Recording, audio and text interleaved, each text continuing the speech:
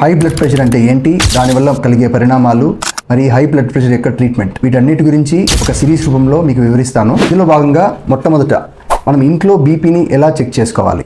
Number 1, మనం BP check చేసుకునే 30 నిమిషాల ముందు స్మోకింగ్ చేయకూడదు, ఆల్కహాల్ తీసుకోకూడదు, మరియు ఎక్సర్సైజ్ చేయకూడదు.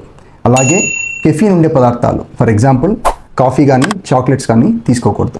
నంబర్ 2, యూరినరీ బ్లాడర్ ఎంటీగా పెట్టుకోవాలి. అంటే మనం బీపీ చెక్ చేసుకునే ముందు మనం మూత్ర విసర్జన ఖచ్చితంగా చేయాల్సి ఉంటుంది. నంబర్ 3, మన బ్యాక్ సపోర్ట్ ఉండే కుర్చీలో ఒక 5 నిమిషాల పాటు కామ్గా రిలాక్స్డ్గా ఎవరితోనూ మాట్లాడకుండా కూర్చోవాల్సి ఉంటుంది. ఆ వీపును బాగా వెనక్కి ఆనించి కాళ్ళు 2 నేలపైన ఆనించి కూర్చోవాల్సి ఉంటుంది.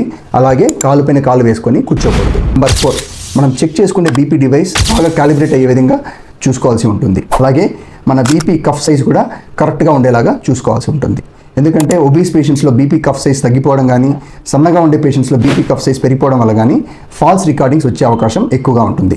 అలాగే మన 4 ఆర్మ్ని టేబుల్ పైన చక్కగా పెట్టి బీపీ కఫ్ని ఆర్మ్ దగ్గర చుట్టు పెట్టాల్సి ఉంటుంది, మన గుండెకి సమాంతరంగా. ఇలా చేసి బీపీని మనం చెక్ చేసుకోవాల్సి ఉంటుంది. 2 మెజర్మెంట్స్ తీసుకోవాలి. 2 మెజర్మెంట్స్కి మధ్యలో 1 నిమిషం గ్యాప్ని మెయింటైన్ చేయాల్సి ఉంటుంది. ఇలాగా మార్నింగ్ 2 సార్లు, ఈవినింగ్ 2 సార్లు బీపీ చెక్ చేసి ఈ డేటాని మీ దగ్గరలో ఉన్న డాక్టర్కి అని చూపిస్తే దానికి తగ్గట్టుగా ట్రీట్మెంట్ అనేది ఇస్తారు.